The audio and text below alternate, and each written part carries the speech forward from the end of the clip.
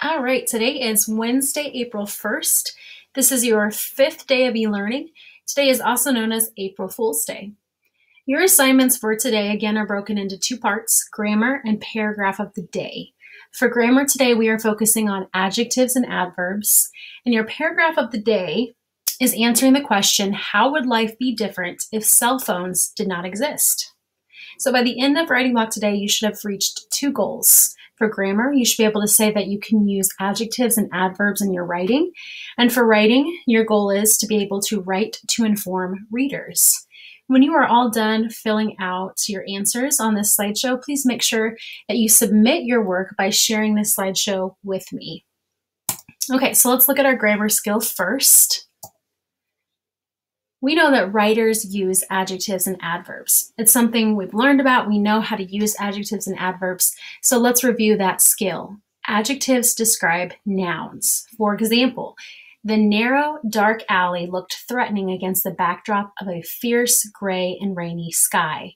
So the words in red are adjectives because they describe the noun. For example, narrow and dark describe alley. Fierce, gray, rainy describe sky. On the flip side, adverbs describe verbs. For example, quickly finish the grocery shopping so we can get to the party in time. The adverb is quickly because it describes the verb finish. Here's an example that I did. So I have a picture right here. It's a shark.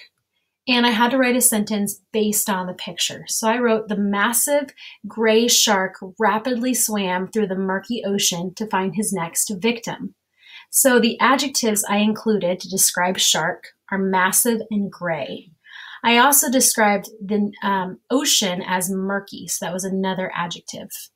For an adverb, I put rapidly. That describes the verb swam.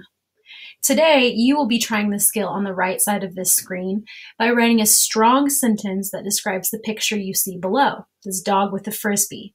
You have to make sure that you include adjectives and adverbs in your sentence. So you'll type your sentence here, tell me what adjectives you used, and then finally what adverbs you used.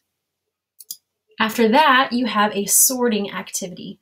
So using these words at the bottom of your screen, you're going to drag them either under the adjectives column or the adverbs column. So if we're looking at the word beautifully, would beautifully describe a noun or would it describe a verb? Same thing for quickly. Would quickly describe a verb or would it describe a noun? So that's how you're going to decide where you're going to drag these words, and I will be checking your answers and letting you know if you got them correct or not today. When you're all finished with this assignment, you're done with grammar for the day and you're ready for your paragraph of the day. Today's topic is life without cell phones. It seems like everyone has a cell phone. Think about what life might be like if there were no cell phones at all. Write a paragraph explaining how life would be different without cell phones.